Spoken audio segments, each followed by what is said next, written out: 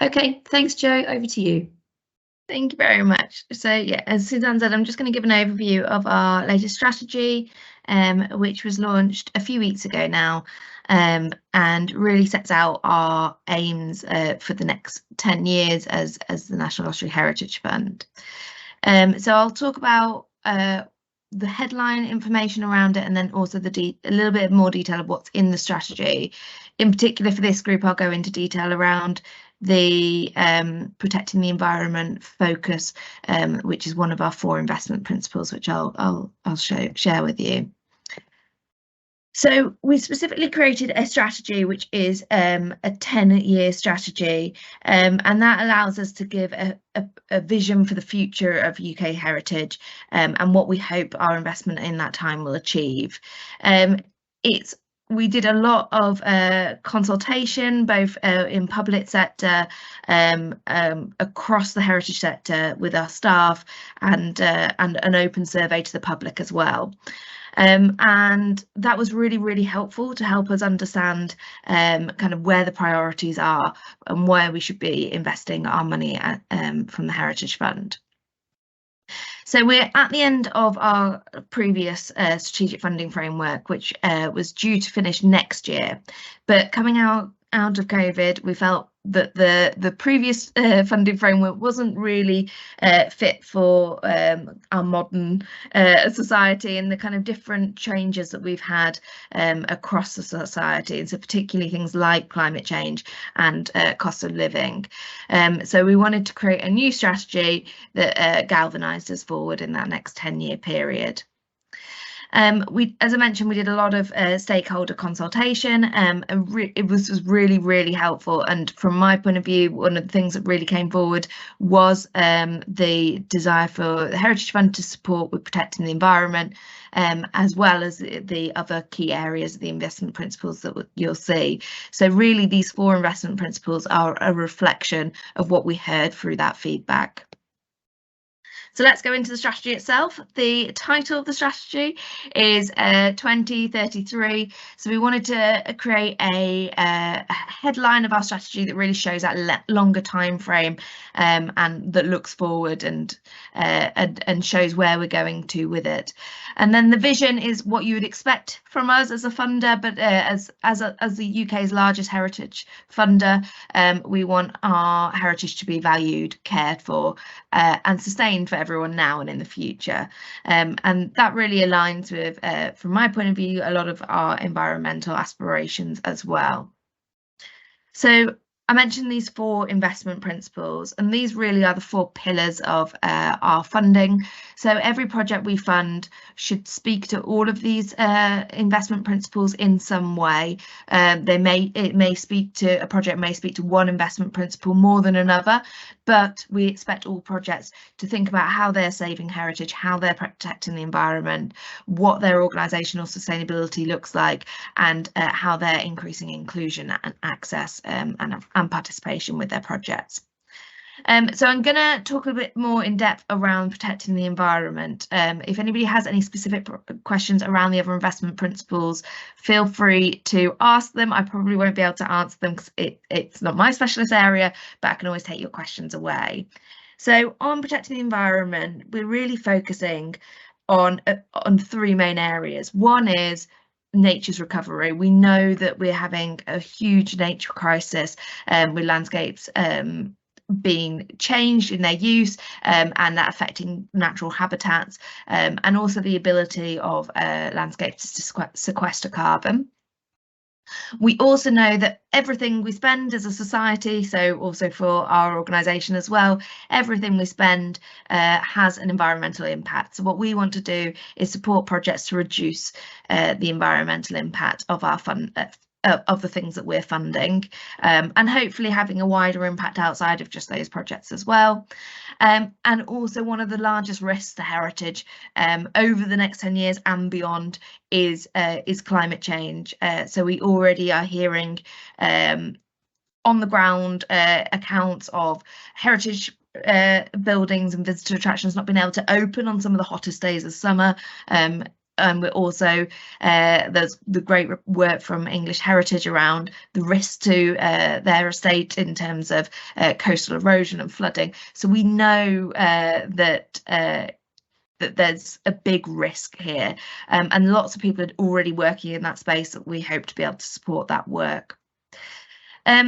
So we invited Phil here today to talk a bit more in detail around the third bullet point here, this reduce the negative environmental impact of our funding portfolio. The other areas are a bit more tangible and easier to measure in some way, whereas being able to actually understand what the environmental impact of our funding portfolio is, as Phil will tell you, is quite a difficult undertaking, and so we've invested specific support for this area to be able to create a baseline for what our carbon footprint is as an organisation, where the key influences are on that, and how we might reduce it going forward. We'll also, within that reducing negative environmental impact sphere, also be bringing in elements outside of just carbon footprinting, so thinking about the wider sustainable development goals within that as well. So that's what Phil will be talking to you about shortly, about how we're working towards that goal. I'm just going to kind of go over the rest of the strategy so you can see how these investment principles fit into our wider aims and objectives. So by 2033, we want to have achieved all of those ambitions that were highlighted under each of the principles. And these will be delivered not only for our open programs, which is the kind of classic way in which we operate grants, and you might all be familiar with, but also a series of strategic funding initiatives and partnerships. So our open programs will still exist, and we are changing some of the levels of funding. So our upper grant threshold has remained static for many decades now. It's been at 5 million, and so we're increasing that upper grant threshold to 10 million. But however, the level at which it goes to committees for decision isn't changing. So anything above 250,000 will still be going to our committees for decision.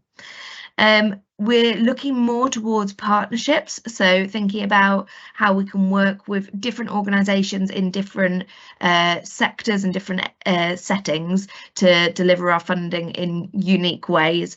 And the hope of that is being able to reach more organisations that wouldn't necessarily come to us for funding. And as I mentioned, we're going to operate our open programmes alongside the strategic initiatives.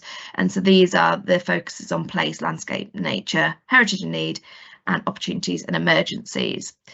In terms of the timeline for when we expect these strategic initiatives to become live, we're sort of more advanced on that timeline with the place frameworks and the strategic initiative, and as well as the landscape scale project. So that would likely be launched this financial year, so the 23-24 financial year.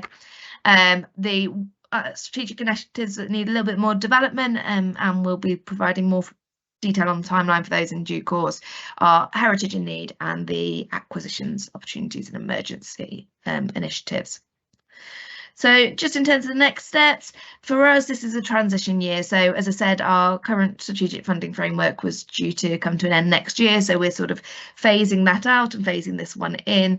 And some of the first strategic initiatives will be approved this year. This summer we'll be providing our 3-year delivery plan. So we're breaking that kind of 10-year strategy into much smaller delivery plans, and we're working on that now, so that should be available in the coming months. And of course, everybody can still continue to apply for funding using our current guidance and application form. So whilst we're in this transition period, the current guidance is still applicable. And if anybody does want to kind of know what's happening and when, you can sign up on our website to our newsletter. So that's just a real overview of the strategy, and I hope that is helpful. I wonder whether it might be helpful for me to take questions specifically on the strategy at this point before we go over to Phil on to go into detail of the project that Free Adapt are helping us with. Yeah, sounds good, Jo. So any questions for Jo, please go ahead. You may have covered it so well. Yes. there may be no questions. Any Brilliant. takers? No, we'll move on. Okay. Feel free to pop them in the chat as well, and I'll hand over to Phil. Thanks, Jo. Yeah, really good to see the strategy work and those 4 pillars. And we'll go into a little bit more depth on the environmental aspects and specifically looking at carbon associated with the projects that the fund funds. So I'll just share my screen. Here we go. So hopefully that's all come through nicely. Yeah, we can see that. Thanks, Phil. Excellent, thanks, Suzanne. So yeah, I'll cover off the project that's really been going for about 4 or 5 months now, looking at a whole host of projects that the fund funds, and yeah, some of the challenges associated with that, and also the opportunities that we're starting to explore in terms of decarbonisation as well. And then I'll just briefly touch on some of the next steps. So zooming into the context then, well, yeah, I should probably start with who am I? Well, I'm Phil. I'm a director here at 3Adapt, and whenever I actually see that photo, I do think that the photographer did quite a good job considering the specimen at hand. But yeah, I essentially set up 3Adapt about 5 or 6 years ago now, with the emphasis on trying to address sustainability challenges that organisations face. And I know it sounds a little bit cheesy, but our strapline is people focused, data informed, and the real rationale behind that is that people make the change happen, but we need good solid data and evidence on which we can make better choices.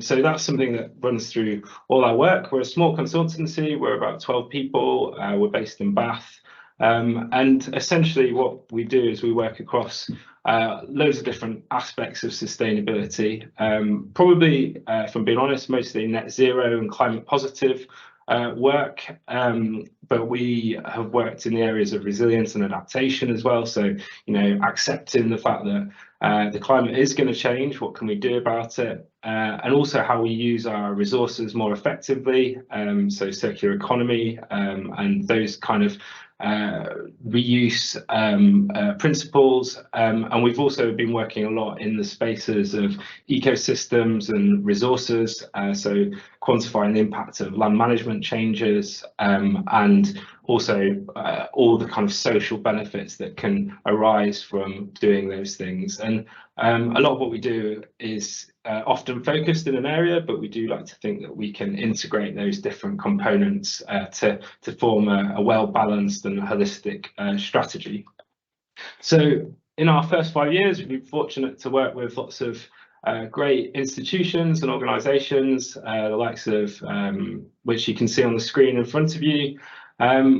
I love heritage. I love working with organisations that touch the lives of the public and all the visitors that go and spend their time in these fantastic locations and with these organisations. And I think one of the things that I'm really passionate about is how do we kind of influence and nudge people's behaviours. And if lots of people are visiting these places, then that's a real opportunity to kind of make people think more closely about the climate and the issues and the opportunities that are there to be taken going forwards and how we can have a positive impact. So going on to the work that we've been supporting the NLHF with, really this came out of lots of work that Jo and the team have been doing over the years, but one particularly interesting aspect was there was a Heritage Pulse survey conducted, I think it was last year, and it was really interesting because this focused on the topic of sustainability and asked a lot of fundees, the people that received money, essentially what they felt about sustainability. And there was a lot of responses that were enthusiastic about sustainability and asking, you know, for more guidance and more support with those aspects as well. And that has really kind of preempted the work that we're doing looking at the carbon emissions of the projects of the fund. I think it should all be kind of considered in the fund's kind of broader context as well. So last year there was a piece of work done looking at the kind of organisation that is the NLHF and how it can start to work towards net zero for its own operations, if you like. And there's a 2030 target to be kind of worked towards, and also the Heritage Fund are signed up to the Joint Heritage Sector Statement on Climate Change, which aims for zero emissions by 2052. So I think this is a really exciting time for heritage as a whole. Lots of movement in this space, people setting their targets and starting to think about how they work towards those targets. And yeah, I think a lot of us in the room hopefully share that kind of aspiration to get to net zero. So for our project then, well, the aim really was to look not just at the organisational emissions of the fund, that's kind of been done already, but to start looking at those downstream scope 3 emissions of all the projects that get funded. And most years there's hundreds of millions of pounds given out, and really it kind of felt like a bit of a gap to not be considering the emissions associated with all that money that's provided to grantees. So we've got a number of objectives, and I think really one thing that we should stress is that this is research. It's not been done before for a major funder.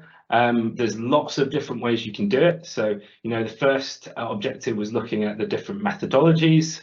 We're really trying to understand the feasibility of collecting the types of data that we need to be able to make a more accurate assessment of the carbon emissions of those projects. We want to get to the point where we can estimate a carbon footprint. I think that's really important. Like the first time that this comes together and there's a number on a page, it will be an estimate, and there'll be quite big error bounds on that. But hopefully through time we can start to look at how we collect better data so that our estimates gets tighter through time.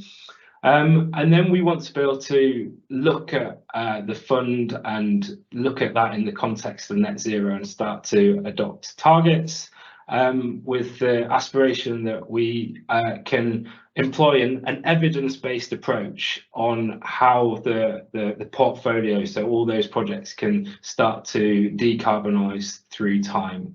So that's really the crux of the project.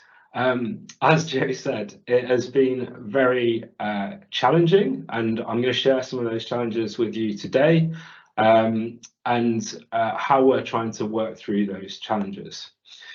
So I think, we've touched on it already, but no other major funder has really attempted to do this. If you feel like that there is someone, please do let us know. It'd be great to kind of understand that.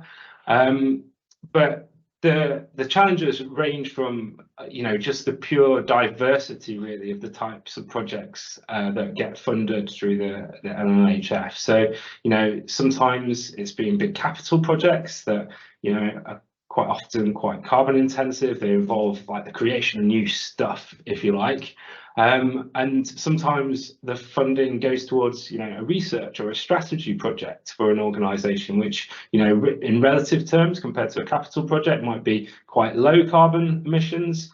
And then the other extreme, you have some large scale landscape projects which could actually be net removers of carbon. It might be looking at peatland restoration or the kind of improvement of a woodland and those kind of activities. There's also the kind of diversity of sizes of organisations funded. You've got big household names that have lots of staff, sometimes teams dedicated to looking at carbon and environmental impacts. And on the other end of the spectrum, you have, in some cases, just one individual that's trying to make a difference with respect to heritage. And really, we've got to acknowledge that in the kind of information that we're requesting from people who are applying for funding, and also once they've got funding, what they might be able to provide as well.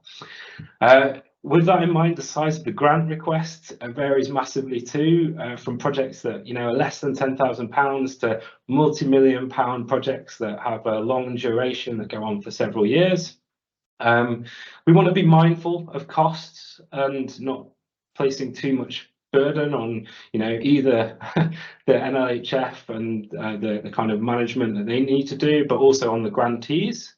And the kind of last aspect, well, one of the top 5 of the challenges, let's say, is in defining kind of what time frame of emissions that the fund should take or acknowledge. So, if you're delivering a capital project, it might be there for 100 years. How much of those emissions really are associated with the initial funding, and how much are associated with the ongoing kind of operation and the organisational aspects as well. So I think hopefully you'll see that it's not a simple process, and there's lots of different ways that we could do it. So the starting point for this was to propose some criteria against which we could assess different methods of calculating carbon, and those are on the screen in front of you, but we don't want to place undue burden on the applicants. The amount of information that we request for a £10,000 project perhaps needs to differ from what it would be if it was a multi-million-pound project. We need to consider the accuracy of the information that we're receiving, but also the methodologies which could be then applied to quantify carbon based upon that information. There's an element of what's the kind of appropriate scales of emissions coverage, so that breadth element. Scope 1 and 2 is potentially easier to understand, but scope 3 emissions are quite often much larger, but less easy to quantify. We've got financial coverage of the fund, so getting approaches that work across the whole portfolio and cover a good amount of the hundreds of millions that the fund give out each year is an important consideration as well, and that ties into kind of criteria 5 around portfolio coverage. And we don't want to just adopt methodologies that just look at, for example, capital projects and ignore the potential benefits of landscape scale carbon sequestration projects. So it's getting the balance right across these different criteria. We also want something that's repeatable, so that it could be potentially done on a periodic basis, maybe every year or every other year. And if you're just doing assessments based upon costs, that isn't necessarily a repeatable thing, because it would just drive a reduction in the amount of money that you're given out. So the repeatability of the approaches is really key, and I guess all of this needs to consider cost as well. So we use these criteria to look at a few different methods, from spend-based, which is really good because it doesn't require much additional information from the applicants, like they break down their costs already and we can employ that. However, the accuracy is really low of those kind of approaches, and it doesn't necessarily work for all aspects of the fund, and it could be quite inaccurate in places. But it is very low cost to implement. So we've looked at a variety of methods that have already been created, and really what we're doing is adopting a hierarchical approach to this. So what does that mean? So what it means is we're going to essentially accept that on some things that we will have to take a cost proxy, and we have done that for a sample across the fund at the moment, and upscaled that sample to estimate the carbon emissions for the baseline year. But really, there's elements of this which it'd be better to understand the actual activities that have been undertaken, or the actual resource consumption in terms of fuel that's been used. And in some cases, for the bigger projects, we might be able to actually get carbon assessments for those. So if the information is there, we can sub that in and remove the cost-based elements associated with that information to get a more accurate assessment. And really what we're trying to do through time is move up this pyramid to get a better assessment. However, there's lots of gap filling that we need to do on aspects as well, and we're starting to think about, you know, what are the right kind of standards to ask for projects, and what kind of commitments we can start to think about in terms of if an organisation's already made a net zero commitment and they're on the path and their project is contributing towards that, then actually we can kind of use those proxies to start to think, well, this is going to be better than just using the cost-based estimate. And essentially what proxies could be used to adopt as well. So if a project is committing to being zero carbon, if it's a capital project and it's using the UK GVC net zero carbon methodology, then we can essentially adopt that as a zero carbon project as well. So we're kind of looking at what's out there and what guidance is out there and what we can use and kind of reduce the burden on the applicant as well.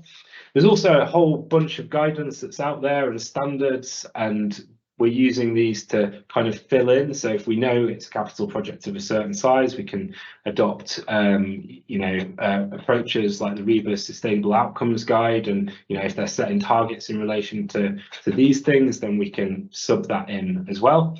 There's also all sorts of stuff being doing at a landscape scale. So a great report recently from the Wildlife Trust looking at the impacts of different forms of land management change, and we can essentially ask questions for projects that are submitting land management aspects as well as part of their proposals, and whether they're aligning to these, and use those as proxies.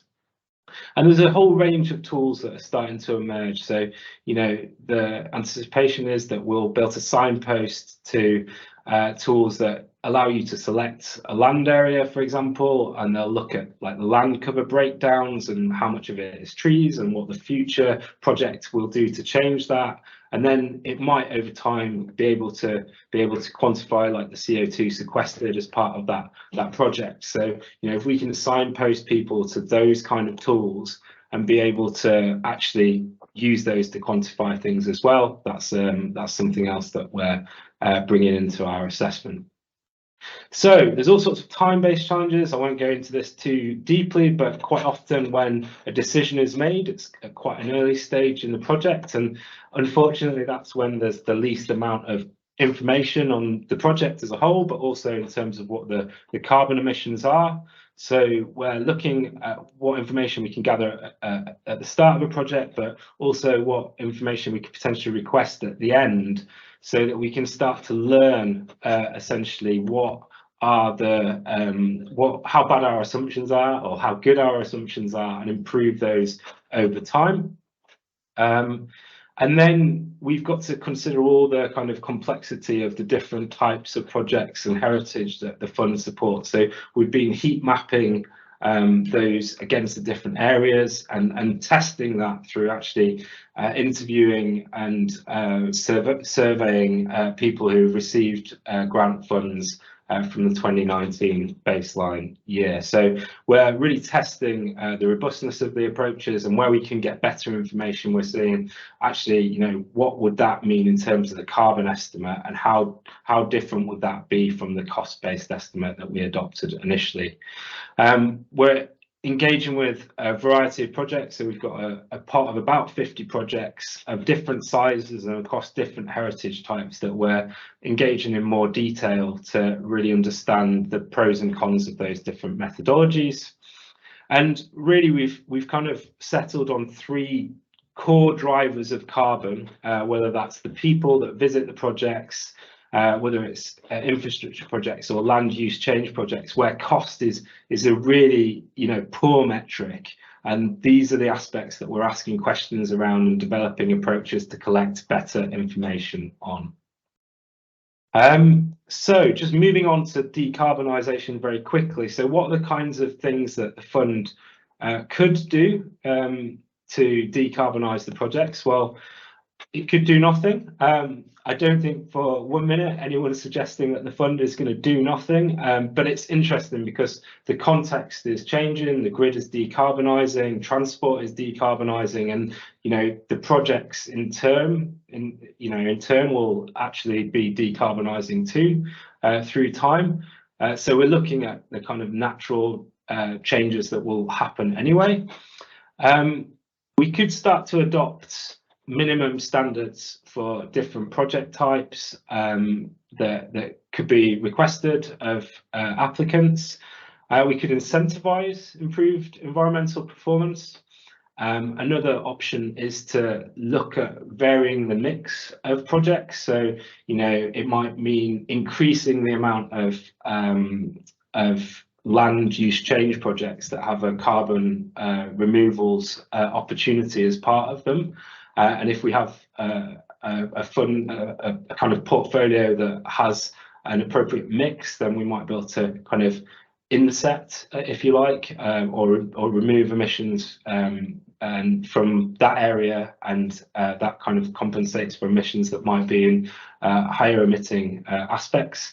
And we can also potentially look at supporting shared solutions. So that might be looking at how we advocate and signpost people to suppliers that might be lower carbon, or adopt renewable energy purchasing, and how that might be able to be supported through the projects and the guidance that's provided as well.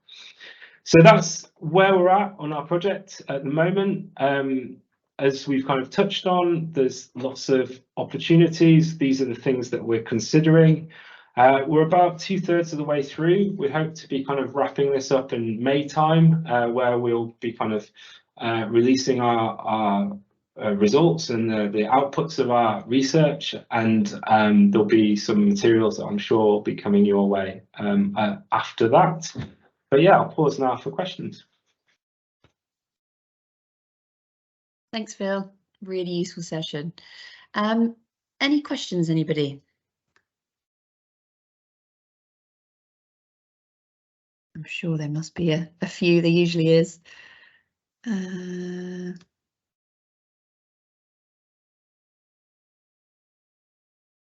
Okay. Wow, I'm amazed. There's usually quite a few questions at this point. Well, it was a great presentation. Oh, here we go. Alice, please feel free to go ahead. I might have missed the whole point, but I'm obviously looking for lots of funding, and I haven't started looking yet. But I'm just wondering, Phil, if or indeed Joe, if replacing our carbon boilers with ground or heat source boilers is something that I can get support from funding perspectives. Obviously, Landmark Trust has about 160 properties around the country, and we've got a big project to replace these. Is this something that I can get help from you guys on, or can you suggest something? Where do I start? Yeah, so any kind of larger project that has a large piece of work around it, and as part of that, like a heating system upgrade might be part of that, that absolutely is something that can be built into a wider project. We don't currently do any specific funding for just boiler upgrades or anything like that. Not something we would rule out in the future, but it's not currently within our open programs. And obviously every project should think about all of the other investment principles as well. But yeah, absolutely, if you've got a wider project and can build in a boiler upgrade, then we would welcome that, because obviously that also supports your organisational sustainability in terms of cost. Yeah. You're on mute, Suzanne. Thank you. I can see Kelsey's hand up. Sorry, Crispin, I know you put your camera on. Were you also waiting to ask a question?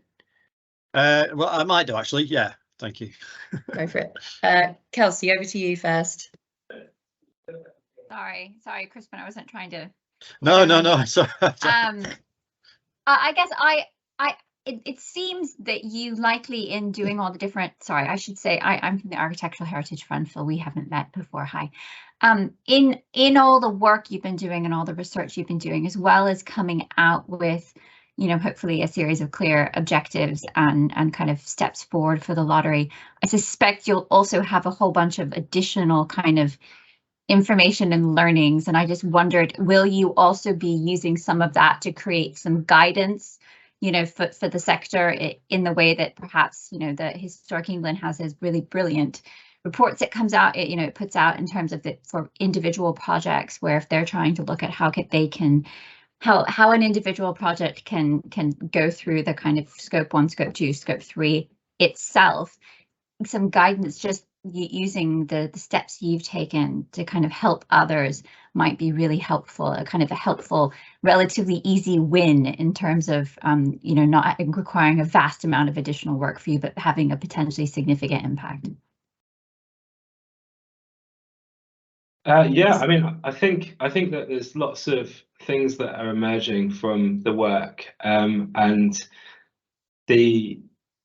there's lots of kind of quick wins, like you say, and perhaps just pulling them into a short, kind of easy to digest piece is you know, it's a real opportunity, really. And I think, like, for projects of different sizes and different types as well. So you know, if you're doing a small 10k project, like, it's going to look quite different to a multi-million-pound one, right? So I think, like, actually starting to be more nuanced about where the opportunities are for different project types is something that is emerging from this piece of work as well. So yeah, I don't want to speak on behalf of Joe, but I think you know, if we can capture some of that, then hopefully the fund can communicate as well. Yeah, and we definitely want to be transparent with people about what information we're asking for at what point and why. And so a lot of the work that Phil's doing is helping our applicants understand the why we need to collect this data. We're not just doing it for data's sake. And we have built in a kind of information sharing element to the end of the project. So yes, we definitely want to be transparent and open about the process. Thank you. Crispin. Well, thanks. Not so much really a question for Phil, sorry, but just a sort of follow up, I think, to what Alice said. I'm trying to find out if anyone has any experience of air to air using air source heat pumps, because one of the big issues with heat pumps seems to be the common need to replace the heating system because current water systems don't work at the right temperature. And I wonder if we're actually sort of overcomplicating things, and if it's really just down to a sort of a resistance to ducting, basically, that more people aren't considering using air source heat pumps to just heat and blow hot air. And I just wondered if anybody has any experience of that alternative to using air source heat pumps to power a wet heating system.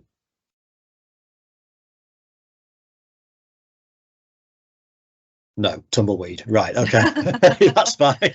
Fergus did just put his hand up. I don't know if that was a question Oh, okay. or a response. Yeah, hi, very much a response. Sorry, so Fergus here from the Fit Future Network.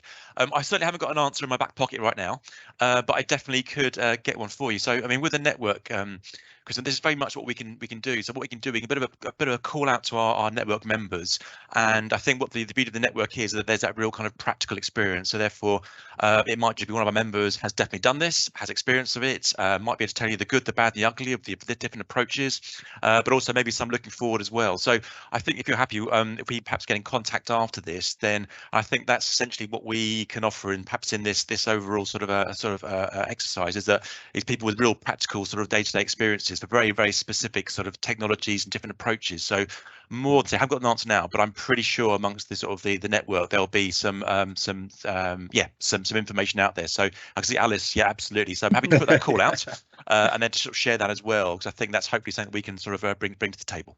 That'd be fantastic. Thanks, Fergus. Thank you. Okay, any final questions for Phil or Joe? No. Okay, in that case, thank you both for a really fantastic presentation. We'll be sharing it online afterwards, and thanks for your questions. I'll sign off now. Thank you. Thank you. Yeah, thanks all.